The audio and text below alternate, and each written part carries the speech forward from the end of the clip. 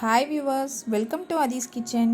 நம்ம இப்போ சூப்பரான பட்டாணி உருளைக்கிழங்கு குருமா எப்படி பண்ணுறது அப்படிங்கிறது தான் பார்க்க போகிறோம்.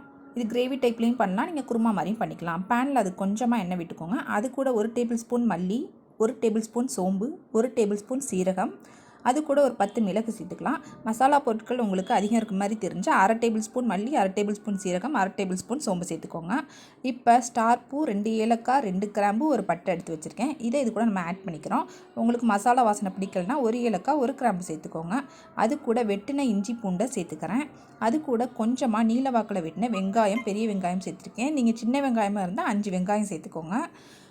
காஷ்மீரி சில்லி ஒரு 1/2 சேர்த்துருக்கேன். அது கூட துருவின தேங்காய் சேர்த்து நல்லா வதக்கிக்கிறோம். அந்த தேங்காயோட ஈரப்பதம் போகிற அளவு வதக்கிக்கலாம். இப்போ ஸ்டவ் ஆஃப் பண்ணிவிட்டு அது கூட 5 முந்திரி பருப்பை சேர்த்துக்கலாம். இதை ஒரு பக்கம் ஓரமாக ஆறட்டும். இந்த பக்கம் நான் 2 வெங்காயம் நீலவாக்கில் கட் பண்ணியிருக்கேன், 2 தக்காளி கட் பண்ணி வச்சுருக்கேன், உருளைக்கிழங்கு 3, பட்டாணி நைட்டே ஊற வச்சு எடுத்து வச்சுருக்கேன். இன்னும் எதையுமே வேக வைக்கலை.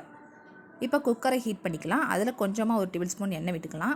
அது கூட சோம்பு ஒரு 1/2 டேபிள் ஸ்பூன் சேர்த்து நம்ம நீலவாக்கில் வெட்டின வெங்காயத்தை இது கூட ஆட் பண்ணி நல்ல முருகலாக வர வரைக்கும் வறுத்துக்கலாம்.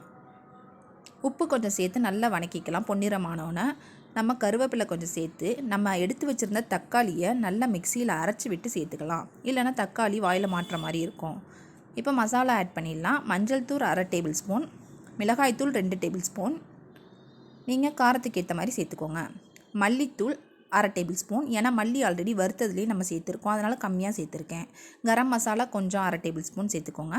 இப்போ ஆற வச்ச விழுதுகளை நம்ம அரைச்சி எடுத்துக்கிட்டாச்சு. நல்லா நைஸாக அரைச்சிக்கோங்க. பாருங்கள் எவ்வளோ திக்னஸ் இருக்குன்னு. நல்லா திக்காக இருக்கும். நீங்கள் கிரேவி பதத்தில் வேணும்னா கொஞ்சமாக தண்ணி விட்டுக்கோங்க, தண்ணி மாதிரி வேணும்னா நிறையா தண்ணி விட்டுக்கோங்க. இப்போ பட்டாணி நம்ம சேர்த்துடலாம். உருளைக்கிழங்கு 3 வெட்டி வச்சதையும் சேர்த்துடலாம். சேர்த்துட்டு நான் காஞ்ச பட்டாணி தாங்க எடுத்திருக்கேன். நீங்கள் பச்சை பட்டாணியாக இருந்தால் ஸ்ட்ரைட்டாகவே சேர்த்துக்கலாம், ஊற வைக்கவே தேவையில்லை. இப்போ நமக்கு தேவையான அளவு தண்ணி விட்டுக்கலாம். எனக்கு கொஞ்சம் கிரேவி பதத்தில் வேணும், அதனால் கொஞ்சம் கம்மியாகவே தண்ணி விட்டுக்கிறேன். இப்போ இதை நல்லா கிண்டி விட்டு இந்த உருளைக்கிழங்கு பட்டாணி வேகிற அளவுக்கு ஒரு 3 to 4 விசில் விட்டுக்கலாம். உப்போட பதத்தை இந்த ஸ்டேஜில் பார்த்துட்டு குக்கரை க்ளோஸ் பண்ணிடலாம். இப்போ 3 விசில் விட்டதுக்கப்புறம் நம்ம பார்ப்போம். வாவ், வாசனையோட கமன்னு சூப்பரான உருளைக்கிழங்கு பட்டாணி குருமா ரெடி ஆகிடுச்சு. உருளைக்கிழங்கு ஆப்ஷனல் தான், வேணாம்னா நீங்கள் அவாய்ட் பண்ணிவிட்டு பட்டாணி மட்டும் செஞ்சுக்கோங்க. ட்ரை பண்ணி பாருங்கள், சூப்பராக இருக்கும்.